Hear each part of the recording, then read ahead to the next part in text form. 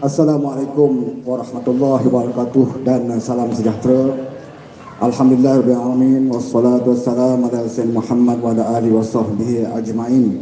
Terima kasih pengacara dan juga yang bertanya, ahli panel, Pak Amos dan Nadi Fakro Ketua Cabang dan juga Asrul daripada JRM. Terima kasih banyak saya ucapkan terlebih dahulu kepada JRM yang mengadakan program pada malam ini, iaitu program kita menaikkan dan majlis kesyukuran di atas pelantikan Datuk Seri Anwar Ibrahim sebagai Perdana Menteri yang ke-10. Terlebih dahulu saya nak respon kepada abang saya bertanya, dia macam tak puas hati lagi. Ya. Dia rasa macam terkilat pula kenapa Pakatan Harapan ni boleh bersama dengan BN. Baru lagi lagu Hoi Hai Hoi pun ramai tak hafal lagi. Tiba-tiba dah berkawan pula dengan BN. Soalnya yang sebenarnya perancangan untuk bersama dengan BN ini tidak ada langsung dalam kepala otak Datuk Seri Anwar Ibrahim. Bahkan UMNO sendiri pun tak ada perancangan untuk bersama dengan Pakatan Harapan. Sebelum ini disebut konon-kononnya kalau kita menang atau BN menang, BN nak angkat Anwar Ibrahim. Ini yang Pakatan Nasional buat modal. Sokong PS artinya sokong UMNO. Dia beritahu dengan orang PAS, kalau sokong UMNO artinya naik ke Anwar Ibrahim. Dia main macam tu dan ramai yang terpedaya. Tapi yang faktanya saudara, sebab panjang kempen PRU 14, kita lihat sini PRU yang ke-15, bagaimana Pakatan Harapan menunjukkan komitmen kita bahawa kita menentang Barisan Nasional itu habis-habisan. Kita menentang perikatan itu pun habis-habisan. Apa bukti dia? Kita hantar calon kita lawan Presiden UMNO di Bagan Datuk.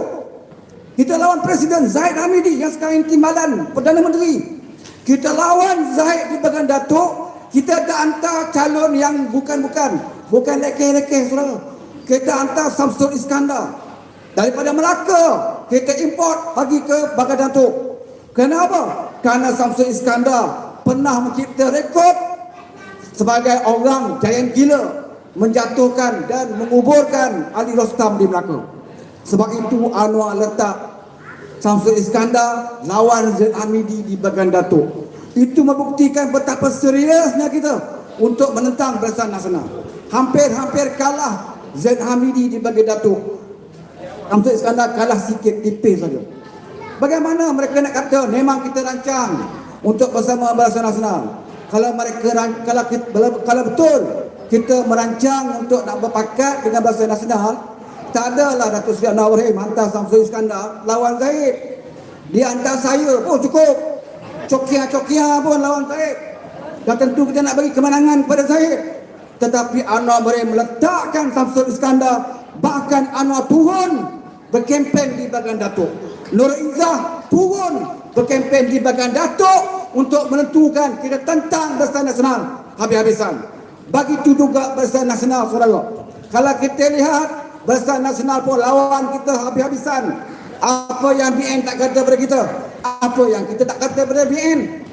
Jadi kita berdepan dengan Barisan Nasional, kita juga berdepan dengan Pakatan Nasional. Tapi seperti mana Allah kata, wa makaru wa makarallah wallahu khairul makirin. Kita merancang dan Allah merancang, dan perancangan Allah itu lebih tepat dan lebih betul. Dan hari ini tidak ada siapa boleh sangka kita boleh membentuk kerajaan bersama dengan Barisan Nasional. Itu yang menyakitkan hati Pakatan Nasional saudara. Sebenarnya Pakatan Nasional ini kalau BN nak bersama dengan dia, Zahid Hamidi hari ini telah pun disucikan oleh Haji Hadi. Hari ini Haji Hadi kata, oh kita punya kerajaan adalah kerajaan yang adalah Menteri Besar Kedah, kerajaan luar TBE lah. Haji Hadi kata ini kerajaan tak cukup majoriti. Ini kerajaan yang bersama dengan kluster mahkamah. Sedangkan Islam mengajar, bahkan Haji Hadi sendiri pernah sebut bahawa dalam Islam seseorang itu tidak boleh dikatakan bersalah sehingga dibuktikan bersalah. Ini adalah dasar atau prinsip perundangan yang dipakai di negara barat, dan ini juga prinsip undangan yang digunakan pakai dalam Islam itu sendiri. Sepatutnya Haji Hadi inilah orang yang akan mempertahankan prinsip ini, kerana ini prinsip yang diajar dalam Islam. Seseorang tidak boleh dikatakan bersalah sehingga dibuktikan bersalah. Tetapi oleh kerana Zahid nak bersama kita, oh waktu dia mufakat nasional dulu bukan setakat dia berpeluk saudara, Ada gambar dia suap mulut Zahid makan. Haji Hadi suap Zahid makan. Anwar Ibrahim penduk aja lah pun, taklah sampai bersuap. Tapi waktu berkawan saudara, waktu jadi isteri, dia dah cerai isteri, janda dia orang yang sapu, oh dia macam-macam dia katakan janda dia. Masa kamu Mufakat Nasional waktu itu kamu jaga hubungan sepatutnya, tapi kamu khianat UMNO. Sebab apa? Pas kena UMNO. Sebab dia nak bersama dengan Muhyiddin. Waktu itu Muhyiddin Perdana Menteri. Pas ini mana saja pihak yang boleh memberikan kuasa dan kedudukan kepada dia, dia akan pergi dan akan tinggalkan kawan dia. Ini berbeza kita dalam Pakatan Harapan. Semalam kita tengok PC daripada DAP. Apa kata pimpinan DAP? Dia kata untuk angkat Anwar Ibrahim, kalau DAP menjadi masalah, DAP sanggup tak terima sebarang jawatan asalkan Anwar sebagai Perdana Menteri. Ini kafe yang dikatakan kafe Hapi ini. Ini dikatakan DAP komunis, tetapi DAP daripada maruah, daripada pimpinan PAS. Dia tak minta jawatan saudara.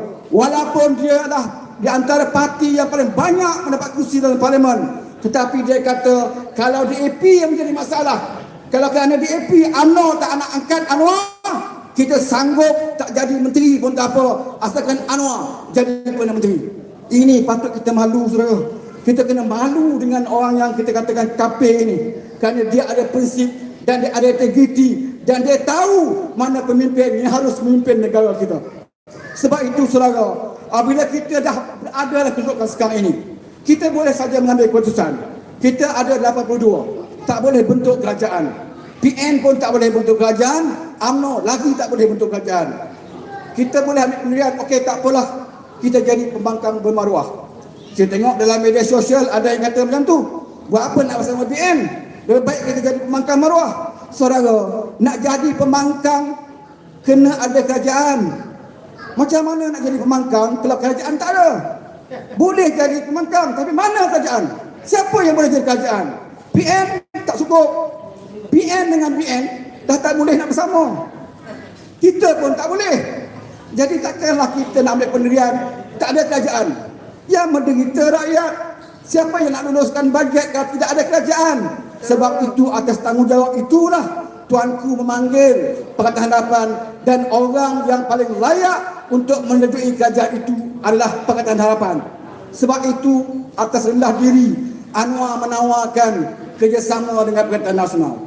Anwar bersetuju untuk bergabung dengan mana-mana parti politik asalkan kerajaan itu dapat dibentuk. Tetapi awal pertama saja Muhyiddin telah menunjukkan ego dan sombongnya.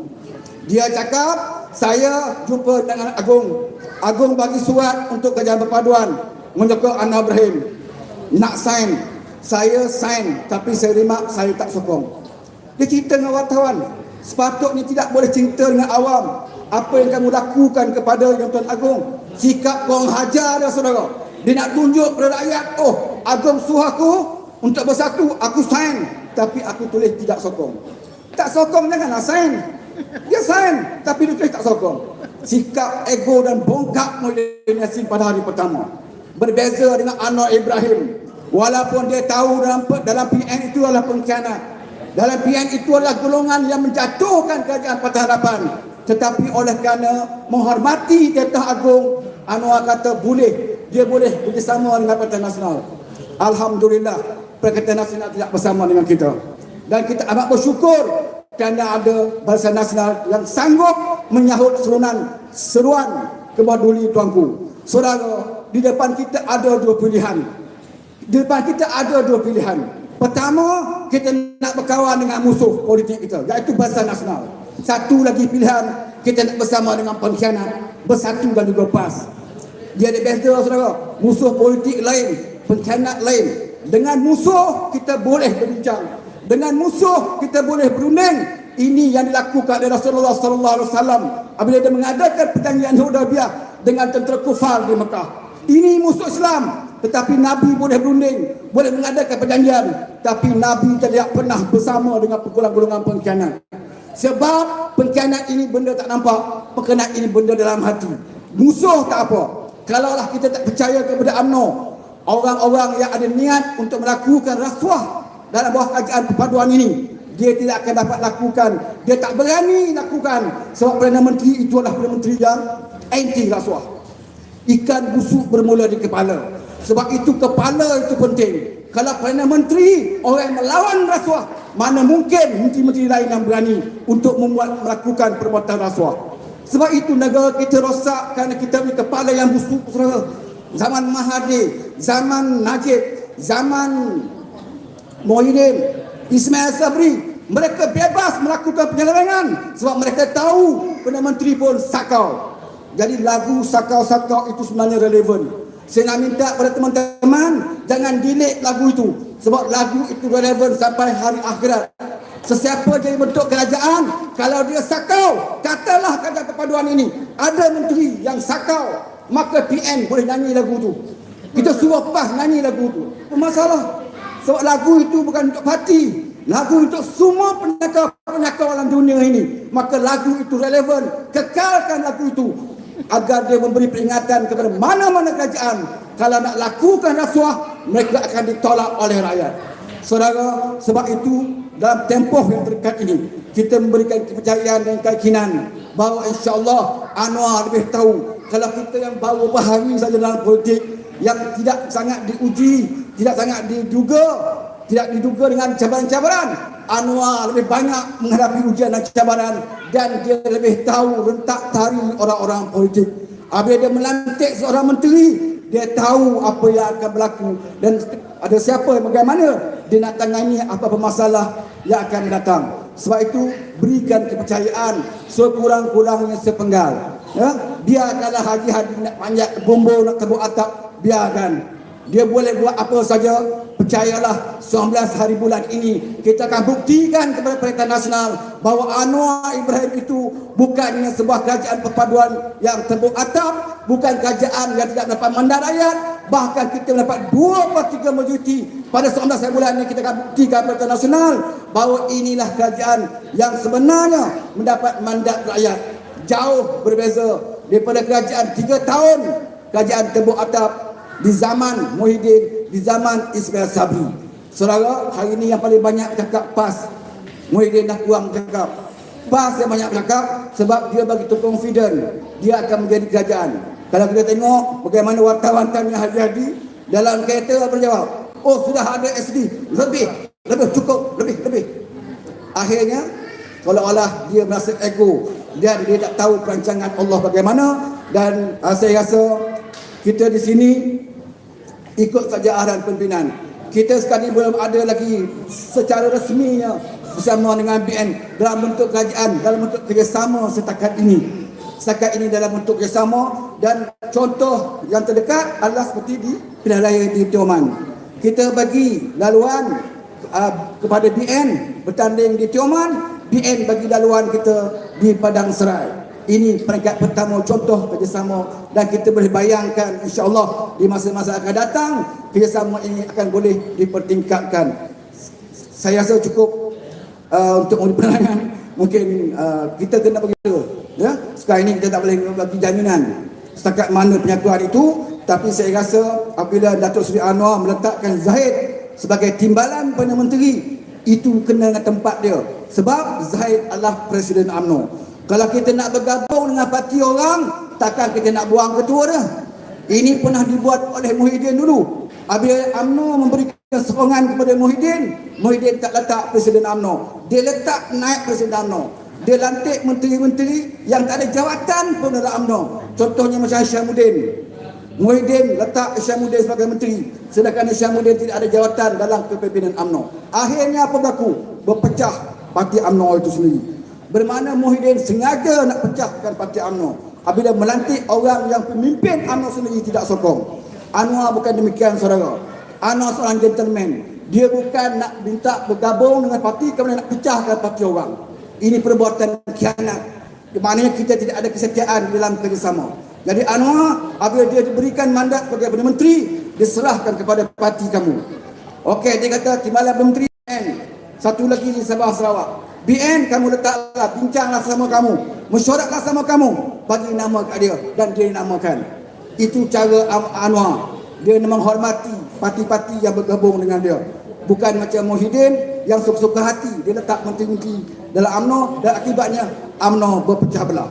Jadi kita harapkan bahawa penyatuan ini insya-Allah akan diberkati dan ianya begitu banyak hikmah kepada kita.